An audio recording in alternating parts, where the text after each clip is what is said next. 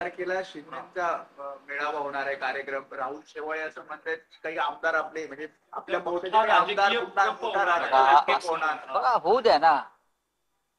राहुल शेवाळे काय बोलतात त्याच्यावरती राजकारण महाराष्ट्राचं ठरत नाही. त्यांच्या जीवनात दुसरं आहे काय?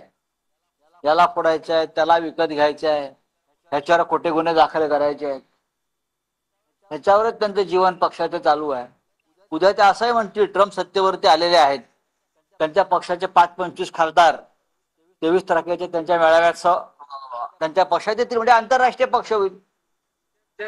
पक्षातले आमदार काही संपर्कात असल्याचं दावा 15 आमदार संपर्कात खासदार सुद्धा आहे, 6 खासदार संपर्कात आहेत. कमी बोलले ते.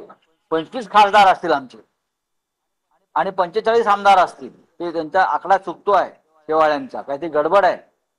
म्हणून म्हणतो की या शिंदे गटाच्या सगळ्या लोकांनी कुंभमेळ्यात जाऊन ध्यानधारणा करणं गरजेचं आहे.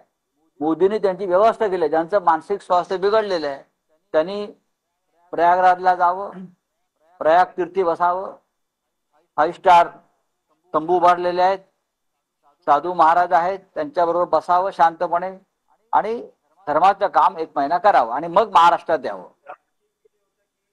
स्थगिती दिलेल्या पालकमंत्री पदांचा निर्णय मुख्यमंत्री डावसरून आल्यावर होईल असं म्हटलं जाते. पण महाराष्ट्रात रायगडला भरत गोगावले आणि नाशिकला दादा भुसे यांना नियुक्त केलं. इतका हतबल मुख्यमंत्री मी पाहिला नाही बहुमत असले. म्हणजे एक मंत्री, प्रथमच चित्र मी महाराष्ट्रात पाहतोय, पालकमंत्री पदासाठी एक मंत्री जाळपोळ करतोय रायगड जिल्ह्यात महाडला. त्याचे लोक रस्त्यावर उतरलेत पालकमंत्री पदासाठी.